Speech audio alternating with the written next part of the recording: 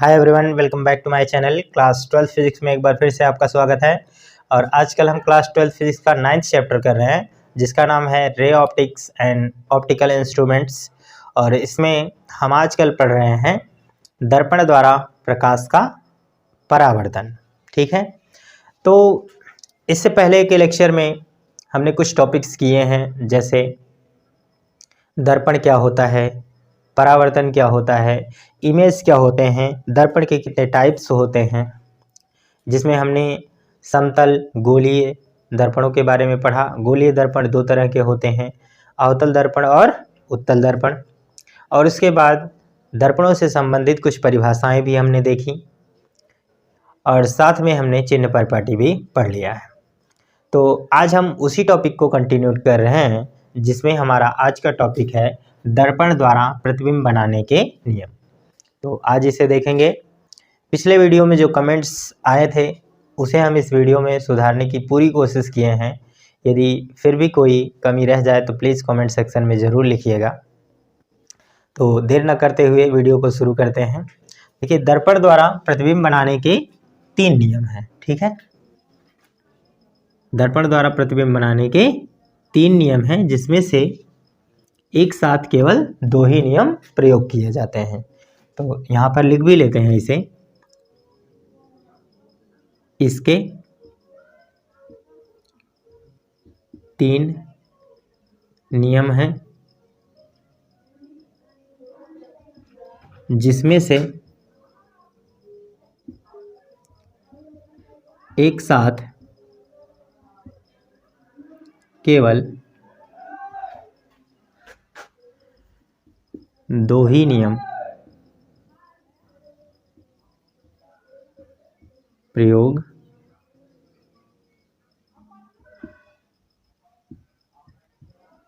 किए जाते हैं। इसका मतलब ये नहीं है कि 3 नियम में से कौन सा, तीनों नियमों को हम इम्पोर्टेंट ना समझें। देखिए, एक साथ हमने कहा केवल 2 ही नियम प्रयोग किए जाते हैं, अर्थात पहला दूसरा लगेगा तो तीसरा नहीं, दूसरा तीसरा लगेगा तो पहला नहीं लगेगा। तो मतलब 2 ही नियम एक साथ अप्लाई कर सकते हैं। तो पहला नियम क्या है उसे समझते हैं। पहला नियम ये है कि दर्पण के मुख्य अक्ष के समांतर चलने वाली किरणें या तो मुख्य फोकस में से होकर जाती हैं या मुख्य फोकस की ओर जाती हुई प्रतीत होती हैं। ठीक है, तो क्या कह रहे हैं हम यहाँ पर, आप इस चीज़ को एक्सप्लेन करिए, हमारे शब्दों को सुनकर वीडियो को पॉज करिए, सुनिए और उसे लिख सकते हैं। ठीक है, पहला नियम है कि दर्पण में मुख्य अक्ष के समांतर चलने वाली प्रकाश की किरण, देखिए ये आपका गोलीय दर्पण है, जिसमें हमने ये अवतल दर्पण खींचा है। ये हमारा प्रकाशिक केंद्र सी है, वक्रता केंद्र सी है, और ये हमारा क्या है, मुख्य फोकस है। तो मुख्य अक्ष के समांतर चलने वाली प्रकाश की किरणें परावर्तन के पश्चात मुख्य फोकस में से होकर जाती हैं या मुख्य फोकस से आती हुई प्रतीत होती हैं। यही बात अवतल दर्पण में केवल मुख्य फोकस से होकर जाएगा। अगर बात करेंगे उत्तल दर्पण की, तो वहाँ पर क्या होगा, ये चीज़ प्रतीत होगा। यहाँ पर मुख्य अक्ष बना लेंगे, ये हमारा वक्रता केंद्र होगा, ये मुख्य फोकस होगा। अब देखिए, मुख्य अक्ष के समांतर आया तो यह परावर्तन के पश्चात, आप जानते हैं कि परावर्तन उसी माध्यम में होता है। ठीक है, दूसरे माध्यम में नहीं जाएगा। तो प्रकाश किरण इस तरह से परावर्तित हो जाएगी। तो यहाँ से खड़ा हुआ व्यक्ति जब देखेगा तो उसे लगेगा कि ये प्रकाश किरण मुख्य फोकस में से आ रही है। ठीक है, तो यहाँ पर आता नहीं है, पर ऐसा प्रतीत होता है। तो ये आपका पहला नियम हो जाएगा, मुख्य अक्ष के समांतर चलने वाली प्रकाश किरणें मुख्य फोकस से होकर जाती हैं या मुख्य फोकस से आती हुई प्रतीत होती हैं। ठीक है, ये पहला नियम हो जाएगा। फिर दूसरा नियम कहता है ठीक इसका विपरीत, वे प्रकाश किरणें जो मुख्य फोकस से होकर जाती हैं या मुख्य फोकस की ओर जाती हैं, वे परावर्तन के पश्चात मुख्य अक्ष के समांतर हो जाती हैं। तो दूसरे नियम को आप चाहें यहाँ पर एक्सप्लेन करेंगे अपने शब्दों में। ठीक है, और वीडियो को पॉज करके शब्दों को सुनकर इसे लिख भी लिया करिए। देखिए, जितना अच्छा नोट्स आप बनाएंगे सुनकर, उससे बेहतर नोट्स कोई नहीं होता है। किसी का बनाया हुआ उतना अच्छे से नहीं समझ में आएगा जो नोट्स आप खुद से बनाएंगे सुनकर। तो इसमें क्या लिखना है आपको, पहले इस टॉपिक को समझते हैं। देखिए यहाँ पर हमने एक अवतल दर्पण खींचा है, तो अवतल दर्पण में यहाँ पर क्या होगा हमारा, ये मुख्य फोकस, और यहाँ पर क्या होगा, वक्रता केंद्र। जब प्रकाश किरण मुख्य फोकस में से होकर जाएगी, यहाँ से मुख्य फोकस में से होकर जाएगी, तो परावर्तन के पश्चात मुख्य अक्ष के समांतर हो जाएगी। ठीक इसका विपरीत है। और जब यही काम हम उत्तल दर्पण में देखेंगे तो क्या होगा, यहाँ पर आपका मुख्य फोकस हो जाएगा और यहाँ पर आप बनाइए वक्रता केंद्र। यदि मुख्य फोकस की ओर प्रकाश किरण जाएगी तो इधर अगर जा रही है तो पार तो हो नहीं पाएगी, इसलिए क्या होगा, ये परावर्तन के पश्चात मुख्य अक्ष के समांतर हो जाएगी। तो ये हमारा क्या हो जाएगा, दूसरा नियम हो जाएगा। ठीक इसी तरह से तीसरा नियम भी हमारा होगा। तीसरा नियम क्या है, वो खास बहुत इंपॉर्टेंट है, उसे समझना। वो लगभग मानकर चलिए सभी कंडीशंस में अप्लाई होने के चांसेस रहते हैं उसके। तो हम देखेंगे तीसरा नियम। तीसरा नियम क्या है, आप यहाँ पर सुनकर लिख सकते हैं। ठीक है, इस नियम को एक बार फिर से हम दोहरा दें। मुख्य फोकस में से होकर जाने वाली या मुख्य फोकस की ओर जाने वाली प्रकाश किरणें परावर्तन के पश्चात मुख्य अक्ष के समांतर हो जाती हैं। और यहाँ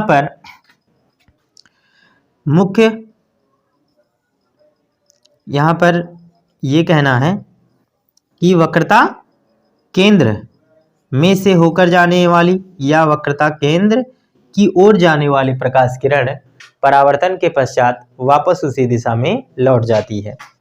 ठीक है, यहाँ से यदि वक्रता केंद्र से होकर जाएगा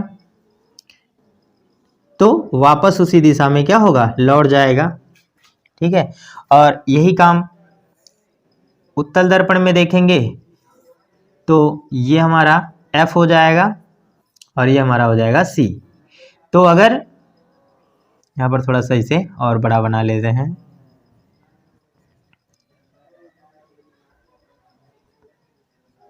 यदि वक्रता केंद्र की ओर जाएगा तो वापस क्या होगा, उसी दिशा में लौट जाएगा। तो ये 3 नियम हैं प्रतिबिंब बनाने के। इसमें से हम एक साथ केवल 2 ही नियम को अप्लाई कर सकते हैं। ठीक है, तो जितने भी नियम हमने बोला है इसे इन डायग्राम्स को आप बनाइए और साथ में उनके नियमों को भी लिख सकते हैं। तो आप इसका एक स्क्रीनशॉट लीजिए, फिर हम अगला टॉपिक स्टार्ट करते हैं। अब हम आगे देखेंगे कि भिन्न भिन्न स्थितियों पर रखे गए वस्तु का दर्पण द्वारा प्रतिबिंब किन किन स्थितियों में बनता है, इसे देखेंगे। तो हमारी यहाँ पर पहली स्थिति होगी, पहली स्थिति है अवतल दर्पण द्वारा देखेंगे कि प्रतिबिंब कैसे बनता है। यहाँ पर सबसे पहले देखेंगे हम अवतल दर्पण द्वारा। अवतल दर्पण द्वारा पहली स्थिति है जब वस्तु अनंत पर हो। जब वस्तु अनंत पर हो तो क्या होगा, यहां पर हम क्या करेंगे, एक अवतल दर्पण खींचेंगे और ये हमारा फोकस होगा और यहाँ पर ये वक्रता केंद्र होगा। मान लीजिए यहाँ पर अनंत पर वस्तु रखी गई है, यहाँ पर। ठीक है, अनंत पर वस्तु है, इसे हम मानेंगे क्या, ए बी। ठीक है, इस वस्तु का नाम है। देखिए इस दर्पण को यदि हम पूरा करें, यदि यह गोलीय एक कांच का खोखला गोला होता तो इससे ये काफ़ी दूर होता। ठीक है, ऐसा हम मान रहे हैं। ठीक है, तो इस कंडीशन में जब अनंत से प्रकाश की किरणें चलेंगी, और एक बात आपको हमेशा याद रखना है कि प्रकाश किरणें जब अनंत से डाली जाती हैं तो हमेशा समांतर ले आई जाती हैं। तो एक प्रकाश की किरण को तो हम यहाँ से ही लेकर आ रहे हैं, एक प्रकाश की किरण को हम वक्रता केंद्र से लेकर जा रहे हैं और दूसरी प्रकाश की किरण को ऐसे ही समांतर लेकर आएंगे और फोकस से होकर ले जाएंगे। अब आपने ये प्रॉपर्टी जो पढ़ी है प्रतिबिंब बनाने के नियम, तो उसमें आप लोगों ने पढ़ा है कि जो प्रकाश किरण वक्रता केंद्र से होकर जाती है वो वापस उसी दिशा में लौट जाती है, और दूसरी प्रकाश की किरण जो फोकस से होकर जा रही है वो परावर्तन के पश्चात मुख्य अक्ष के समांतर हो जाएगी। इस तरह से मुख्य अक्ष के समांतर होकर चली जाएगी। अब दोनों प्रकाश की किरणें जहां पर मिलेंगी वस्तु का प्रतिबिंब उसी बिंदु पर बनेगा। देखिए दोनों प्रकाश की किरणें इस बिंदु पर वापस मिल रही हैं परावर्तन के पश्चात। तो यदि हम अब यहाँ से एक मुख्य अक्ष पर लंब डाल दें तो ये देखिए इसके शीर्ष से प्रकाश किरणें आकर मिली हैं, तो यहाँ पर शीर्ष बिंदु बनेगा, अर्थात ये ए है तो यहाँ पर हम क्या मानेंगे, ए डैश मानेंगे। इसी तरह से और भी प्रकाश की किरणें आएंगी तो इस बिंदु को क्या बना देंगी, बी डैश, और ये प्रतिबिंब फोकस का बिंदु पर बनेगा। ठीक है, तो इस प्रतिबिंब की स्थिति को हम कैसे डिसाइड करेंगे, यहाँ पर ये लिखेंगे, जब वस्तु अनंत पर होता है तो उसका प्रतिबिंब मुख्य फोकस पर बनता है, पहली स्थिति, और वास्तविक बनता है क्योंकि वास्तव में प्रकाश की किरणें मिल रही हैं, और साथ में उल्टा और वस्तु से क्या बनता है, छोटा। ठीक है, तो यहाँ पर लिख लेंगे प्रतिबिंब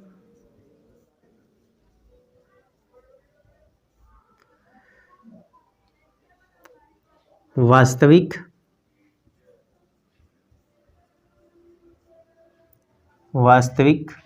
उल्टा वस्तु से छोटा तथा मुख्य फोकस पर बनेगा, मुख्य फोकस पर बनेगा। ये आपको ध्यान में रखना है, आपको हर स्थिति में ये चीज़ें डिसाइड करनी पड़ेंगी। ठीक है, ये चार चीज़ें कि वस्तु कैसा है, वास्तविक है, उल्टा है, वस्तु से छोटा है या बड़ा है, यहाँ मुख्य फोकस पर कहाँ पर बन रहा है, ये भी आपको डिसाइड करना होगा। ये पहली स्थिति है। अब हम दूसरी स्थिति को ले रहे हैं। ये दूसरी स्थिति, जब मान लेते हैं वस्तु अभी अनंत पर था, अब वस्तु को थोड़ा धीरे धीरे करके क्या करेंगे, हम दर्पण की ओर लेकर आएंगे। तो जब वस्तु अब अनंत से आगे ले आइए, तो अनंत व इसे क्या मानेंगे, वक्रता केंद्र, वक्रता केंद्र पर, केंद्र के बीच में हो, वक्रता केंद्र के बीच हो। ठीक है, तो अब इसे देखेंगे, यहाँ पर एक अवतल दर्पण की रचना करेंगे और ये हमारा यहाँ पर ध्रुव ही इसे बनाते रहें। ये पोल है, ये F है और ये C है। अब अनंत और वक्रता केंद्र के बीच में रहेगा, ये वस्तु A और B है। यहाँ से एक प्रकाश की किरण को क्या करेंगे, समांतर ले जाएंगे और ये परावर्तन के पश्चात मुख्य फोकस से होकर चला जाएगा। दूसरी प्रकाश की किरण को वक्रता केंद्र से लेकर जाएंगे तो ये परावर्तन के पश्चात वापस उसी दिशा में लौट जाएगा। तो अब क्या करेंगे, इसे यहाँ से लंब डाल देंगे, तो इस प्रतिबिंब की स्थिति क्या बन जाएगी, ये कहाँ पर बन रहा है, देखिए वक्रता केंद्र और फोकस के बीच में बन रहा है, उल्टा वास्तविक तथा वस्तु से अभी भी क्या है, छोटा ही है। तो यहाँ पर इस स्थिति को फिर से लिख लेंगे, कैसा है, वास्तविक है प्रतिबिंब, वास्तविक उल्टा वस्तु से छोटा तथा वक्रता केंद्र व मुख्य फोकस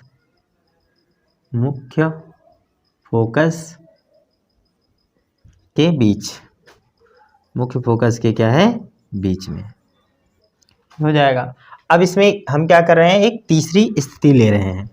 ठीक है, तीसरी स्थिति क्या होगी, जब वस्तु को हम क्या कर देंगे, यहाँ पर रख देंगे, थोड़ा और आगे ले जाएं एक स्टेप, जब वस्तु वक्रता केंद्र पर हो, या हम केवल ऐसे लिख दें सी पर हो, वक्रता केंद्र सी पर हो। तो यहाँ पर देखिए ऐसे हम एक दर्पण बना देंगे।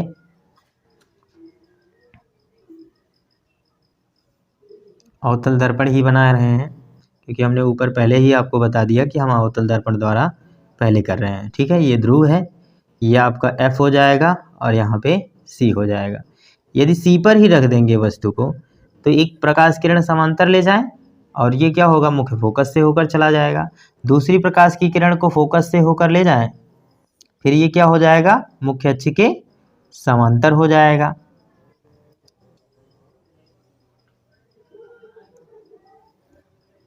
थोड़ा सा ये इस तरह से बनेगा। देखिए आप लोग पटरी से खींचेंगे इसे तो थोड़ा ज़्यादा ही बेहतर बनेगा।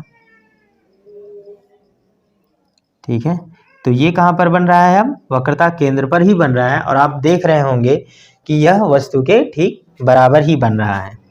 इसे हम अगर ए बी माने तो ये हमारा ए डैश बी डैश हो जाएगा। इसी तरह से यहाँ पर भी ए डैश और बी डैश मानेंगे। ठीक है, यहाँ भी ए डैश बी डैश। तो इसकी स्थिति को लिखेंगे कैसे, वस्तु क्या है, वास्तविक है, उल्टा है और वस्तु के बराबर तथा वक्रता केंद्र पर ही बन जाएगा। अब इसके बाद और भी स्थितियां हम लेंगे। देखिए बाकी की स्थितियों को आप क्या करिए, अपने शब्दों में ही शब्दशः लिख सकते हैं, कोई प्रॉब्लम नहीं। उसके बाद चौथा स्थिति हम ले रहे हैं, जब वस्तु थोड़ा सा और एक स्टेप आगे ले जाएं सी व एफ के बीच।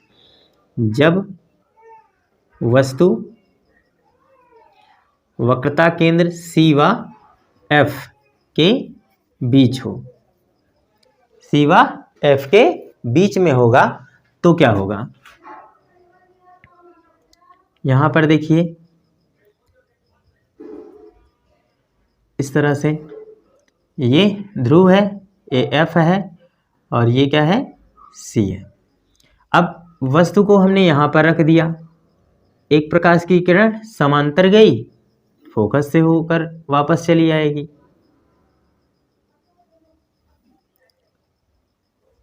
इस तरह से ये ए बी है वस्तु और ये दूसरी प्रकाश की किरण ऐसे जाएगी फोकस से तो मुख्य अक्ष के समांतर हो जाएगी। तो अब ये देख रहे हैं कि ये प्रकाश की किरण कहाँ पर मिल रही है, यहाँ कहीं पर मिल रही है। ठीक है, तो यहाँ पर प्रतिबिंब बन जाएगा ए डैश बी डैश। अब आपको दिख रहा है कि ये सी के इस साइड में बन रहा है, तो इसका अर्थ ये हुआ कि वस्तु का जो प्रतिबिंब है वास्तविक तो है, उल्टा भी है, लेकिन वस्तु से बड़ा है और सी व इधर क्या रहेगा आपका अनंत, सी व अनंत के बीच में बन रहा है। इस स्थिति को आप शब्दों में आप लिख सकते हैं। ठीक है, बिल्कुल जैसे कि हमने यहाँ पर इन सबको एक्सप्लेन किया है, तो आप यहाँ पर खुद से भी लिख सकते हैं। पांचवा है, जब वस्तु, यहाँ पर आप प्रतिबिंब की स्थिति को शब्दों में लिख लीजिए। ठीक है, अब यहाँ पर जब वस्तु, अब यहाँ पर एक बार सी व एफ के बीच में रख रहे हैं, अब एक बार एफ पर रखिए। ठीक है, मुख्य फोकस पर एफ पर हो, एफ पर होगा तब क्या बनेगा, तो ये P हो जाएगा, यहाँ पर F मानिए और ये हमारा क्या होगा C। जब वस्तु को F पर ही रख देंगे तो एक बार एक प्रकाश की किरण को समांतर ले जाइए और तो क्या होगा, मुख्य फोकस से होकर चला जाएगा। अब इसके बाद कोई स्थिति तो बची ही नहीं ना, तो बचा क्या, अब हम क्या करते हैं, ये वक्रता केंद्र की सिधाई पर अगर ये आगे प्रकाश की किरण बढ़े तो क्या होगा इधर, तो वापस उसी दिशा में क्या होगा, इस तरह से लौट जाएगा। तो आपको दिख रहा है कि ये प्रकाश की किरणें समांतर जा रही हैं, तो ऑब्वियसली इसका जो प्रतिबिंब बनेगा वो अनंत पर बनेगा। ठीक है, देखिए यहाँ पर कहीं ना कहीं जाकर ये प्रकाश की किरणें मिलेंगी अनंत पर, दूर पर। तो यहाँ पर प्रतिबिंब कैसा होगा, वास्तविक तो होगा, वास्तविक उल्टा वस्तु से बड़ा व अनंत पर। कहाँ पर बनेगा? अनंत पर। ठीक है, समांतर। देखिए पहली स्थिति बिल्कुल इसका उल्टा है, अनंत पर था तो फोकस पर बना, अब फोकस पर रख दिए तो अनंत पर बनने लगा। ये बिल्कुल एक दूसरे के विपरीत हैं। अब हम एक छठवीं स्थिति ले रहे हैं यहाँ पर। अब हम वस्तु को ध्रुव व फोकस के बीच में रख रहे हैं। जब वस्तु ध्रुव P व F के बीच हो। ठीक है, ध्रुव P व F के बीच हो तब क्या होगा?